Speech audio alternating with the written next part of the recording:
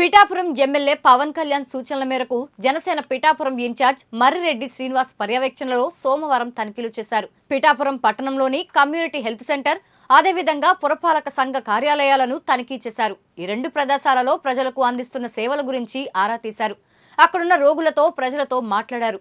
వైద్యులు, అధికారులతో సమావేశమయ్యారు. పవన్ కళ్యాణ్ విద్య, వైద్య రంగాలకు పెద్దపీట వేస్తున్నారన్నారు. అలానే ప్రభుత్వ అధికారులు, ఉద్యోగులు, సిబ్బంది నీతి నిజాయితీలతో సేవలు అందించాలని ఆయన సూచించారు. అనంతరం మీడియాతో మాట్లాడారు.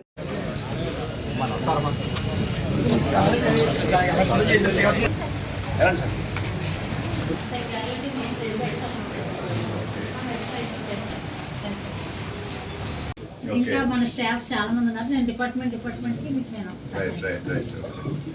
మేల్ అంటే ఓన్లీ ఈ నర్సింగ్ సైడ్ ఉంటారండి. అట్లా మేల్స్ ఎవరు, డాక్టర్స్ ఎవరు లేరు సార్. ఈరోజు పిఠాపురంలో మన ప్రభుత్వ ఏసీని సందర్శించడం జరిగింది. సూపరింటెండెంట్ మేడం సుజాత గారితో వారి రూములన్నీ కూడా చూపించడం జరిగింది. వీరికున్నటువంటి కొన్ని చేయవలసిన పనులు, ఇక్కడ గర్భిణీ స్త్రీలు కానీ డెలివరీస్ కానీ చాలా బాగా చేస్తున్నారు. దీన్ని మరింత స్ట్రెంగ్తన్ చేయవలసిన అవసరం ఉంది. ఈవేళ జనసేన పార్టీ చాలా ముఖ్యమైన అంశాలు ఏంటంటే విద్య, వైద్యం, ఈ మౌలిక సదుపాయాలు అనేది మేము అదేవిధంగా సాగునీరు ఇవే మెయిన్ ఐటమ్స్ జనసేన పార్టీ యొక్క మా పవన్ కళ్యాణ్ యొక్క ఉద్దేశాల్లో.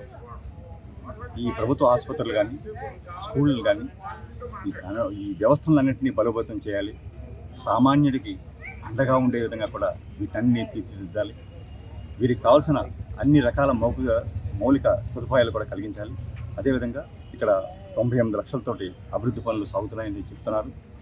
కొన్ని చేస్తున్నారు, కొన్ని సాగుతున్నాయి. ఈ రోడ్లన్నీ, సీసీ రోడ్లు ఇవన్నీ కూడా వేయవలసి ఉంది.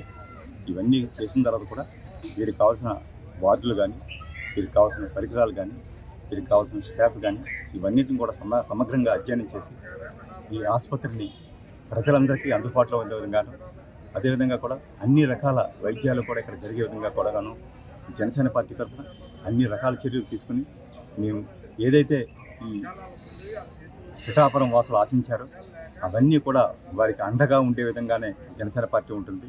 ముఖ్యంగా సామాన్యుడికి ఎటువంటి ఇబ్బంది కలగకూడదన్న రీతిలోనే జనసేన పార్టీ అడుగులు ఉంటాయని చెప్పి ఈ సందర్భంగా మీకు తెలియజేస్తున్నాను.